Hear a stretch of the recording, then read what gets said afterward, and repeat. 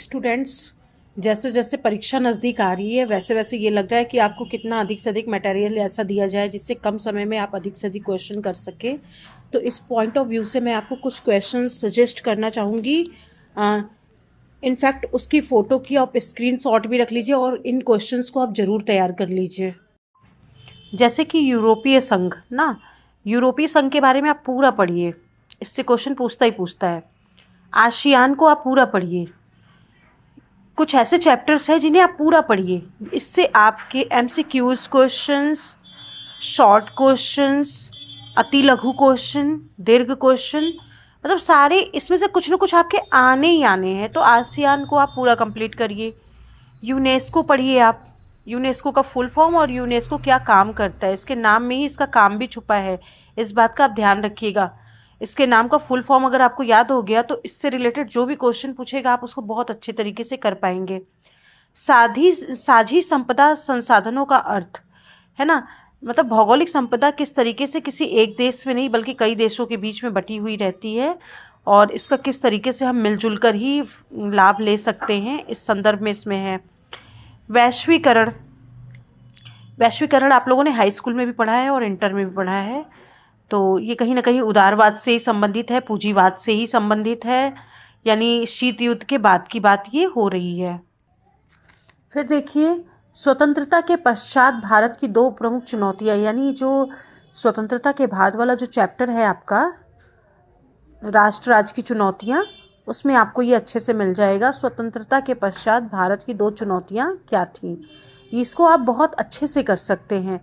अगर आप ना भी पढ़े हो तो भी कर सकते हैं, क्योंकि भारत हमारा भी नया नया आज़ाद हुआ था और उसके सामने क्या क्या समस्याएं थी, इसको आप अपने कॉमन सेंस से भी लिख सकते हैं।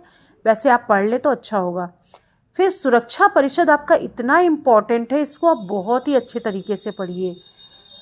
फिर सुरक्षा परिषद मतलब इसमें क्या है कि 2 स्थायी सदस्यों के नाम बताना है, लेकिन आपको सिर्फ इतना नहीं पढ़ना है, इसके 5 स्थायी सदस्य हैं और क्या अधिकार होता है सुरक्षा परिषद के पास, इसको आप पूरी तरह से पढ़िए, इससे कोई भी क्वेश्चन पूछ सकता है।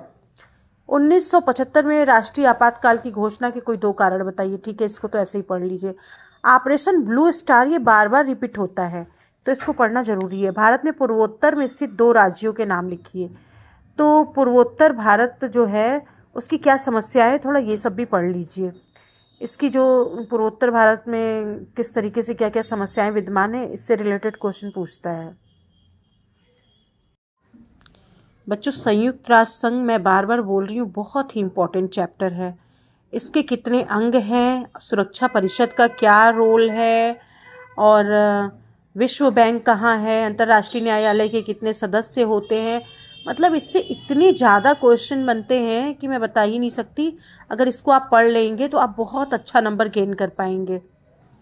पर्यावरण के मसले पर भारत का स्पष्ट जो है, पर्यावरण के मसले पर भारत का पक्ष स्पष्ट कीजिए। तो पर्यावरण वाला जो चैप्टर है ये पूरा का पूरा आपको पढ़ना है। इसमें जो ईयर्स दिए हुए हैं कि किस समय कौन सा ला आया है, इससे रिलेटेड वो सारी चीज़ें भी आपको पढ़नी है। प्लस इसके जो प्रैक्टिकल टाइप के क्वेश्चन होते हैं वो तो आप आराम से कर लेंगे। नीति आयोग पर एक संक्षिप्त टिप्पणी लिखिए। नीति आयोग क्या है, योजना आयोग की जगह नीति आयोग बना है और लगभग उसी पैटर्न पे है, तो इसको आप एक बार देख लीजिए। गुटनिरपेक्षता क्या है, ये भी बहुत ही इम्पोर्टेंट है। वर्तमान परिप्रेक्ष्य में गठबंधन सरकार क्यों आवश्यक है, ये तो एक ऑप्शनल है, इस वर्ष आया जरूरी है, नहीं है कि वो अगले मतलब इस वर्ष भी आए, पिछले साल तो ये आया था। हाँ बच्चों, पृथ्वी सम्मेलन बहुत ही इम्पोर्टेंट है।